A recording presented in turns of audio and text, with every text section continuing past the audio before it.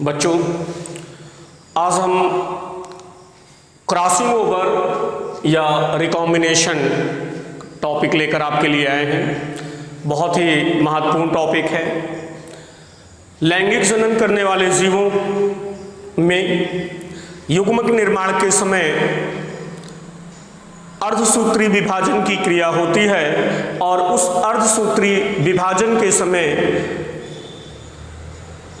समजात गुणसूत्र के दो नॉन सिस्टर क्रोमेटिड के बीच खंडों में आदान प्रदान होता है, जिससे जीन पुनर्संयोजन हो जाता है। जीन अपनी पोजीशन बदलकर दूसरे स्थान पर चले जाते हैं, जिससे संतान में नए प्रकार के लक्षण आते हैं और विभिन्नताएं विकसित होती हैं, जिससे सजातीय जीवों के सदस्यों में, एक जात के सदस्यों में या मनुष्य की आबादी में सारे सदस्य एक दूसरे से भिन्न दिखते हैं, अर्थात उनके बीच वेरिएशन पाई जाती है। इस दृष्टिकोण से वेरिएशन को विकसित करने की दृष्टिकोण से क्रॉसिंग ओवर और recombination that is a very important part of sexual process. Genetics के थ्रू रिकॉम्बिनेशन की प्रोसेस को आज डिटेल में हम लोग डिस्कस करेंगे। मैं गुलाम नबी आपको क्रॉसिंग ओवर की सबसे पहले डिफिनीशन, परिभाषा बताऊंगा। सबसे पहले ध्यान देंगे dear students, crossing over involve the exchange of chromosomal parts between non sister chromatid of homologous pair. Crossing over involve the exchange of chromosomal part or segment between non-sister chromatid of homologous pair। साधारण तौर पे हम हिंदी में कह सकते हैं समजात गुणसूत्र खंडों के बीच दो नॉन सिस्टर क्रोमेटिड के बीच सेगमेंटल उनके खंडों में पारस्परिक आदान प्रदान की क्रिया को, एक्सचेंज की प्रोसेस को हम जीन विनिमय या पुनर्संयोजन या क्रॉसिंग ओवर कहते हैं। अर्थात समजात गुणसूत्र के दो नॉन सिस्टर क्रोमेटिड के बीच खंडों का पारस्परिक आदान प्रदान क्रॉसिंग ओवर कहलाता है। या लिंक्ड जीन को हम और सिंपल इसको कर सकते हैं कि जो लिंक्ड गुणसूत्र पर जो सहलग्न जीन है वो बदल जाए। सहलग्न जीन का एक्सचेंज हो जाना ही क्रॉसिंग ओवर है। लिंक्ड जीन इंटरचेंज हो जाए दो नॉन सिस्टर क्रोमेटिड के बीच। तो सबसे पहले मैं आपको बताना चाहूंगा कि सिस्टर और नॉन सिस्टर क्रोमेटिड होते क्या हैं। प्रत्येक गुणसूत्र दो क्रोमेटिड से बना होता है। जैसा आप देख रहे हैं ये एक गुणसूत्र है। गुणसूत्र का ये सेंट्रोमियर है और इस सेंट्रोमियर से जुड़े हुए दो क्रोमेटिड हैं, अर्थात क्रोमेटिड को हिंदी में हम अर्ध गुणसूत्र कहते हैं। ये दोनों क्रोमेटिड हैं। इसका दूसरा साथी गुणसूत्र आप ये देखेंगे, दूसरा साथी गुणसूत्र इसका ये है। हमने दो कलर से इनको बनाया है। आप देखेंगे कि ये दो गुणसूत्र हैं और इन दोनों गुणसूत्रों को हमने होमोलोगस क्रोमोसोम कहा। हमने इनको होमोलोगस क्रोमोसोम कहा। होमोलोगस क्रोमोसोम होते क्या हैं ये अब जान लो। एक गुणसूत्र जो युग्मक के रूप में हमें अपने पिता से मिला और एक दूसरा गुणसूत्र हमें युग्मक के रूप में अपने मदर से मिला। इन दोनों गुणसूत्र का जो जोड़ा है उस जोड़े को हमने होमोलोगस क्रोमोसोम या समजात गुणसूत्र कहते हैं। अब एक गुणसूत्र के दोनों क्रोमेटिड को हमने सिस्टर क्रोमेटिड कहा। बहुत ध्यान दीजिएगा, sister chromatid. Sister chromatid means एक ही गुणसूत्र के दोनों अर्ध गुणसूत्रों को या दोनों क्रोमेटिड को हमने सिस्टर क्रोमेटिड कहा। और अब एक समजात गुणसूत्र के दो क्रोमेटिड अर्थात एक ब्लैक और दूसरा यहां पे रेड, जैसा मैंने बनाया कि एक गुणसूत्र का एक क्रोमेटिड और दूसरे गुणसूत्र का एक क्रोमेटिड, अगर दोनों को ले हम तो हम इसे कहेंगे non sister chromatid. Okay, clear हो गया होगा कि sister chromatid and non sister chromatid क्या है। दोनों गुणसूत्र के एक एक क्रोमेटिड जो आपस में अपने सेगमेंट को एक्सचेंज करेंगे, ये दोनों नॉन सिस्टर क्रोमेटिड हैं। और अगर हम इसे दिखाना चाहें तो इन दोनों नॉन सिस्टर क्रोमेटिड में इनके सेगमेंट एक्सचेंज हो जाते हैं, अर्थात ये जो रेड का पोर्शन था ये ब्लैक की तरफ आ जाता है और ये जो ब्लैक रेड की तरफ पोर्शन था इधर ब्लैक आ जाता है, अर्थात इनके खंडों में अदला बदली हो जाती है। दो गुणसूत्र समजात गुणसूत्र के खंडों के बीच अदला बदली हो गई। और अब आप देखोगे ये जो कंडीशन है, जो बदलाव हो रहा है, ये बदलाव बाइवैलेंट कंडीशन में हो रहा है। एक होमोलोगस क्रोम में ये दो दो भुजाएं हैं तो हमने इसे बाइवैलेंट कहा, और इन बाइवैलेंट के कारण दोनों समजात गुणसूत्रों के बीच जो कंडीशन बनी वो टेट्रावैलेंट बनी, अर्थात समजात गुणसूत्र के बीच टेट्रावैलेंट कंडीशन होती है। एक गुणसूत्र में बाइवैलेंट दो भुजाएं और दोनों गुणसूत्र समजात गुणसूत्र में चार भुजाएं अर्थात टेट्रावैलेंट होती है। और भीतर की तरफ की दोनों जो एक दूसरे के पास हैं उन दोनों के बीच क्रोमोसोमल एक्सचेंज हो जाता है, अर्थात उनके सेगमेंट्स एक दूसरे में एक्सचेंज हो जाते हैं और यही एक्सचेंज होना ही क्रॉसिंग ओवर या रिकॉम्बिनेशन कहलाता है। तो ये क्रॉसिंग ओवर की डिफिनीशन थी। अब हम इस प्रोसेस को डिटेल में डिस्कस करते हैं। डिटेल में डिस्कस करने से पहले हम क्रॉसिंग ओवर की इंपॉर्टेंस को जान लें। क्रॉसिंग ओवर का क्या इंपॉर्टेंस है? तो crossing over recombination of gene are essential for the production of new character and variation. Crossing over are essential for the production of new character and variation. Crossing over या पुनर्संयोजन नए लक्षण और विभिन्नताओं को विकसित करने के लिए जिम्मेदार है।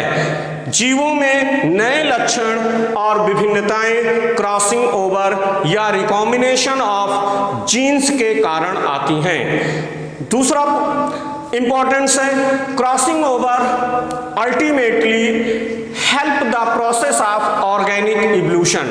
डियर स्टूडेंट्स, ऑर्गेनिक इवोल्यूशन में जीवों के बीच उत्पन्न होने वाली विभिन्नताएं क्रॉसिंग ओवर के कारण आती हैं और ये विभिन्नताएं धीरे धीरे पीढ़ी दर पीढ़ी वंशागत होती जाती हैं और ultimately after a long generation they become totally change to our ancestor. ये अपने पूर्वजों से पूर्णतया अलग हो जाती हैं और नई जातियों में बदल जाती हैं। इस प्रकार हम कह सकते हैं कि रिकॉम्बिनेशन और crossing over ultimately help the process of organic evolution.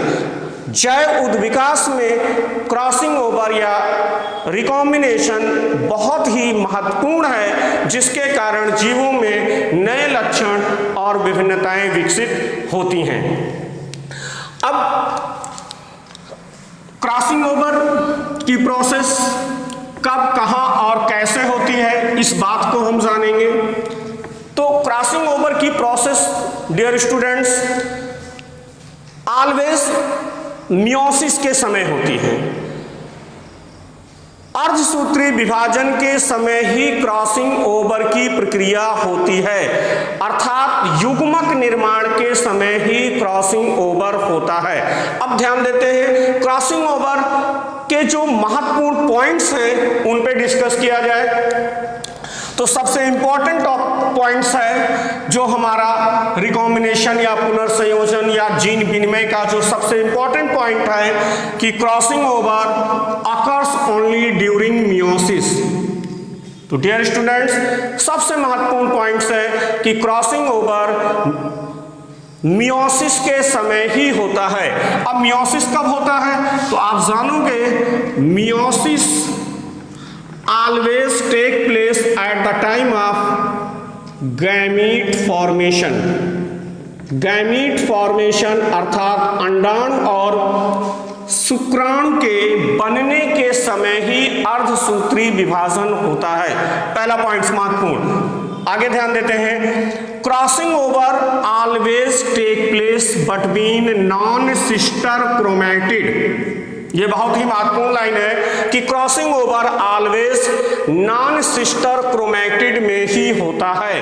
अब नॉन सिस्टर क्रोमैटिड को मैंने यहां से आपको क्लियर किया, देखेंगे ऊपर भी मैंने डायग्राम बनाया है कि ये होमोलोगस क्रोमोसोम है और इस होमोलोगस क्रोमोसोम में आप देखेंगे एक क्रोमोसोम जो हमें अपने मेल पेरेंट से मिला, दूसरा क्रोमोसोम जो हमें अपने फीमेल पेरेंट से मिला।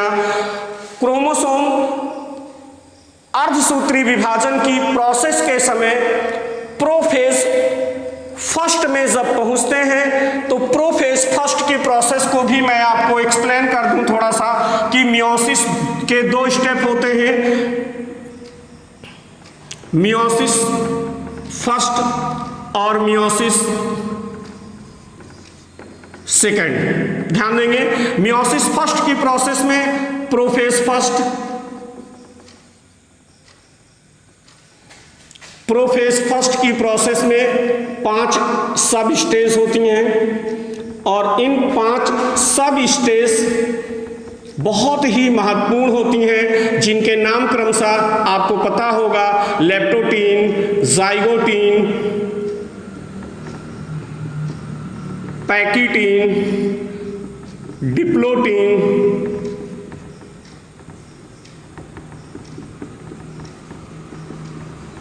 Diplotene, and diakinesis.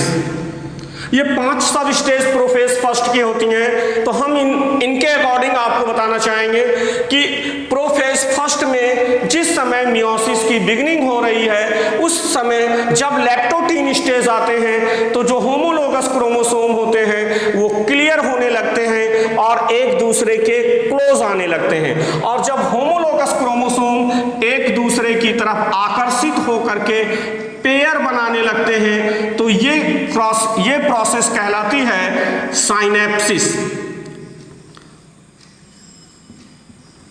ध्यान देंगे, साइनेप्सिस अर्थात समजात गुणसूत्र का एक दूसरे की तरफ आकर के जोड़े बनाना ही साइनेप्सिस कहलाता है। और साइनेप्सिस अचीव होता है, कंप्लीट होता है विद द हेल्प ऑफ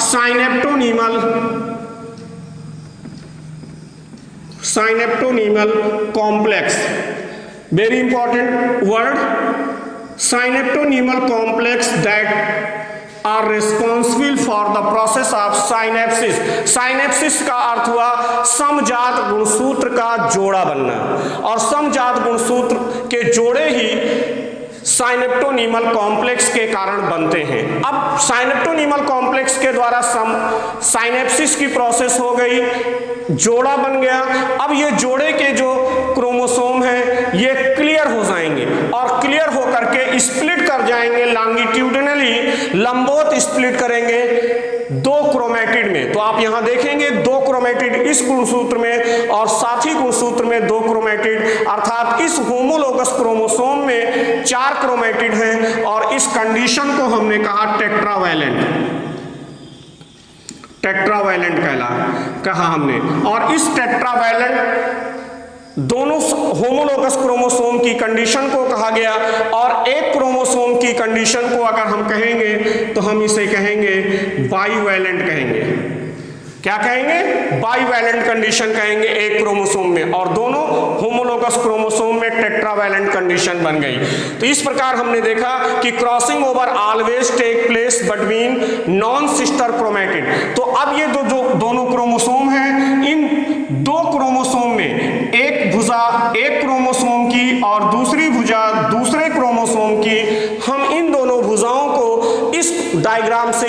सकते हैं, इन्हें हम नॉन सिस्टर क्रोमैटिड कहते हैं। अर्थात अगर हम इसको देखना चाहें तो एक क्रोमोसोम इस हाथ को, दूसरे क्रोमोसोम इस हाथ को, और इन दोनों को अगर हम ऐसे करें तो हम इन्हें नॉन सिस्टर क्रोमैटिड कहेंगे, और एक हाथ की ये दोनों क्रोमैटिड सिस्टर क्रोमैटिड है। एक सिस्टर क्रोमैटिड ये है, अगर हम इनको ऐसे क्रॉस करा रहे हैं ये, तो इन्हें हम कहेंगे नॉन सिस्टर क्रोमैटिड। तो यहाँ पे ये नॉन सिस्टर क्रोमैटिड बन गए।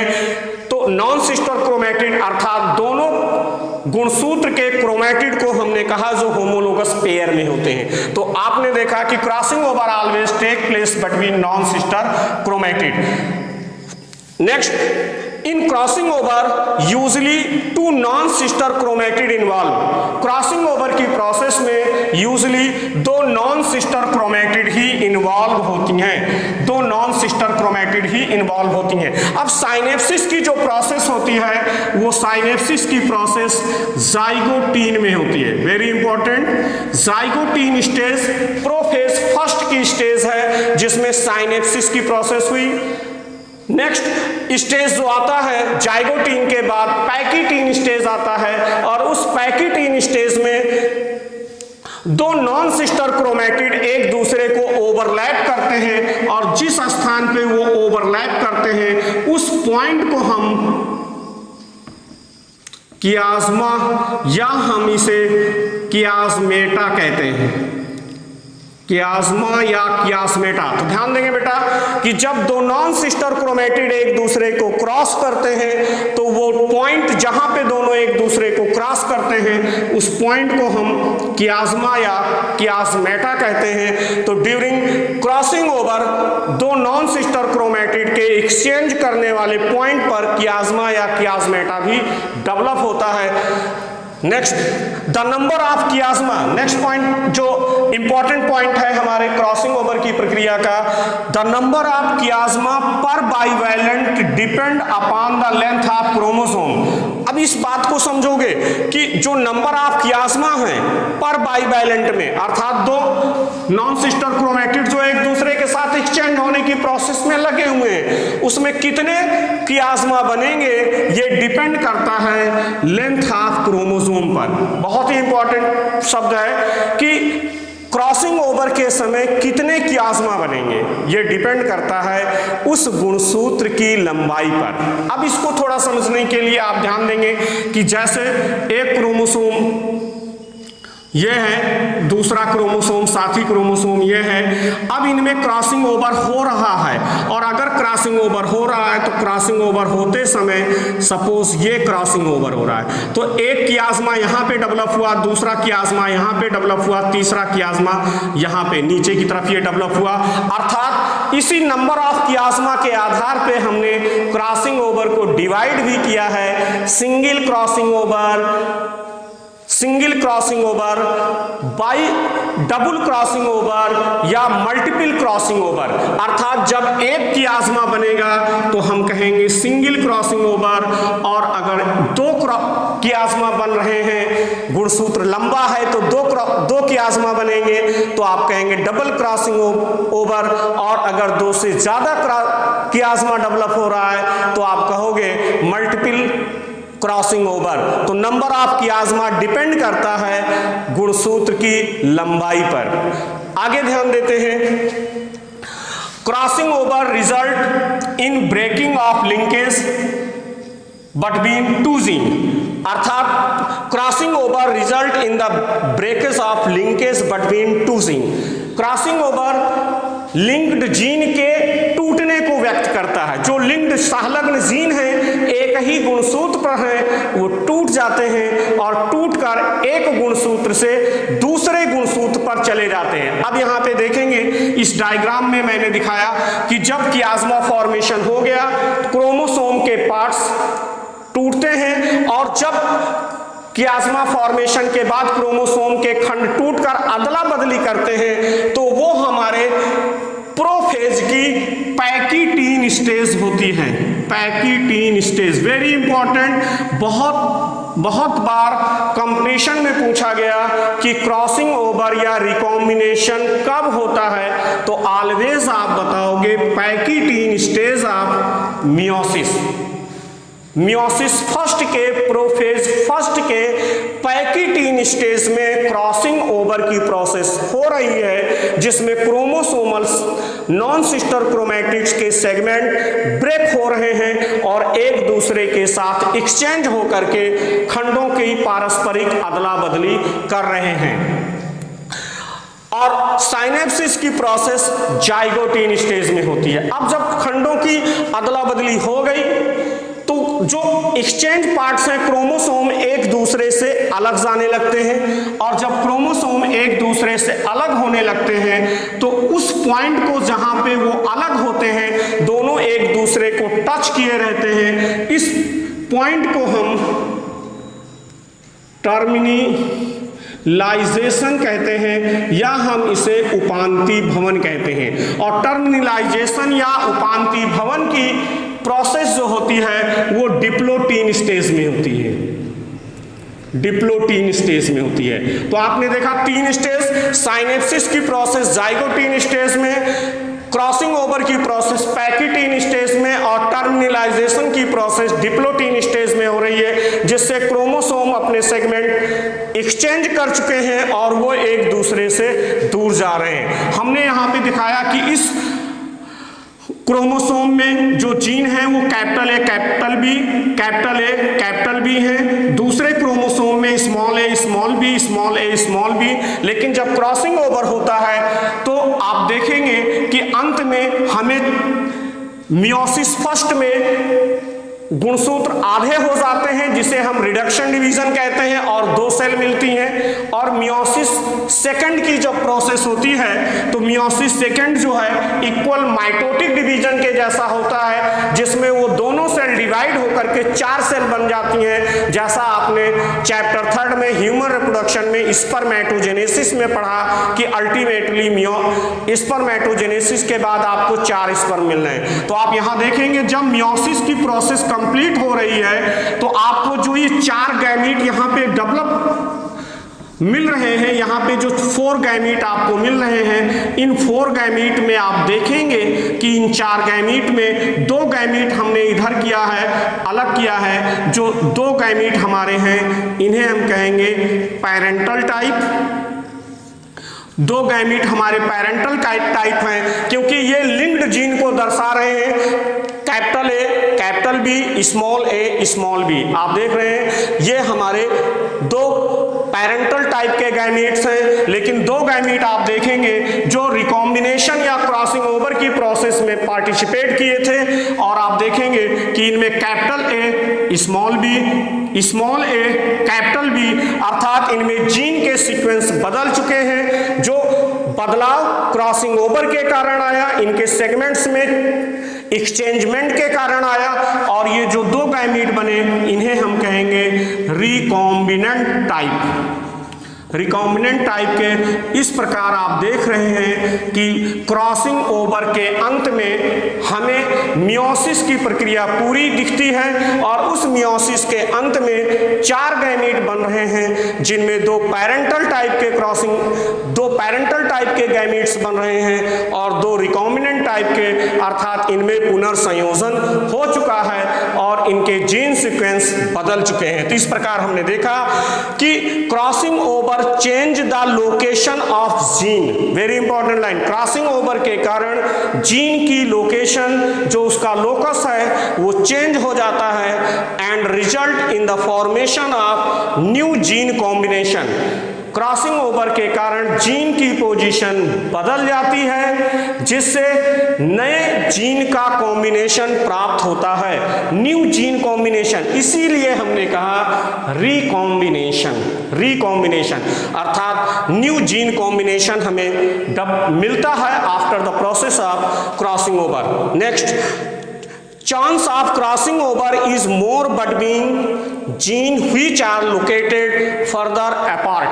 अर्थात उन जीन के बीच क्रॉसिंग ओवर की क्षमता अधिक होती है जो एक दूसरे से दूर दूर स्थित होते हैं। जैसा हमने आपको बताया था लिंकेज में कि अगर जीन के बीच दूरी कम है तो रिकॉम्बिनेशन कम होगा, और अगर जीन के बीच दूरी अधिक है तो रिकॉम्बिनेशन ज्यादा होगा।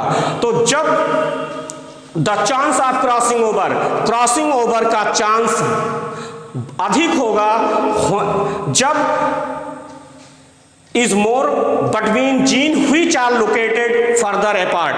क्रॉसिंग ओवर का चांस अधिक होगा जब जीन एक दूसरे से दूर दूर स्थित होंगे।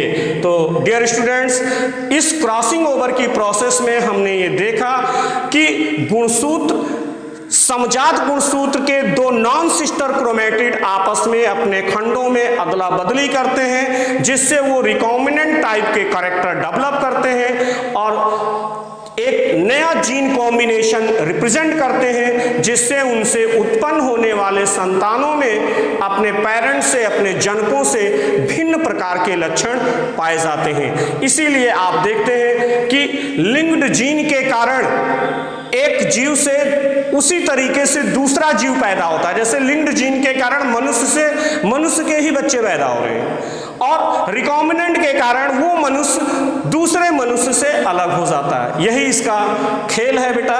यह एक वैज्ञानिक प्रक्रिया है, और रिकॉम्बिनेशन या क्रॉसिंग ओवर की प्रक्रिया प्राकृतिक रूप से युग्मक निर्माण के समय अर्धसूत्री विभाजन के द्वारा अपने आप होती है। इंपॉर्टेंट वर्ड है कि पैकिटीन स्टेज में क्रॉसिंग ओवर होता है, साइनेप्सिस की प्रोसेस जाइगोटीन में होती है, टर्मिनलाइजेशन की प्रोसेस डिप्लोटीन स्टेज में होती है, और अल्टीमेटली रिकॉम्बिनेंट टाइप के या न्यू जीन अरेंजमेंट मिलता है, जिससे एक नए प्रकार का फिनोटिपिक कैरेक्टर संतानों में विकसित होता है। हमने आपको कहा कि लिंग जीन के कारण ही मनुष्य से मनुष्य के बच्चे पैदा होते हैं, और रिकॉम्बिनेंट जीन के कारण एक मनुष्य दूसरे मनुष्य से भिन्न दिखता है। अर्थात हर जीव में जिनमें लैंगिक जनन होता है, उन सभी लैंगिक जनन करने वाले जीवों में जो विभिन्नताएं पैदा हो रही हैं वो रिकॉम्बिनेशन या क्रॉसिंग ओवर का कारण होता है, जो एक प्राकृतिक रूप से अपने आप स्वतः युग्मक निर्माण के समय मियोसिस के समय होती है। इस प्रकार मियोसिस के समय होने वाली रिकॉम्बिनेशन की प्रक्रिया ऑर्गेनिक इवोल्यूशन के लिए अत्यंत महत्वपूर्ण है, जिसके कारण जीवों में विभिन्नताएं विकसित होती हैं और नई जातियों का विकास होता है, और further variation generation to generation आती रहती है। ये कारण रिकॉम्बिनेशन होता है। तो डियर स्टूडेंट्स, आपने रिकॉम्बिनेशन की प्रोसेस को देखा कि ये कैसे कंप्लीट होती है, और इसके द्वारा जो नया पुनर्संयोजी जीन युग्मकों के अंदर व्यवस्थित होते हैं, जो मुख्य रूप से जीवों में विभिन्नताएं उत्पन्न करने के लिए जिम्मेदार होते हैं। यही कारण है कि हर जीव अपने आबादी के दूसरे जीवों के जैसा नहीं दिखता। जैसा आपने अपने क्लास में देखा होगा, हर साथी आपका आपसे भिन्न दिखता है। उसका कारण है रिकॉम्बिनेशन या पुनर्संयोजन या जीन विनिमय या जीन पारगमन। Okay, thanks to all.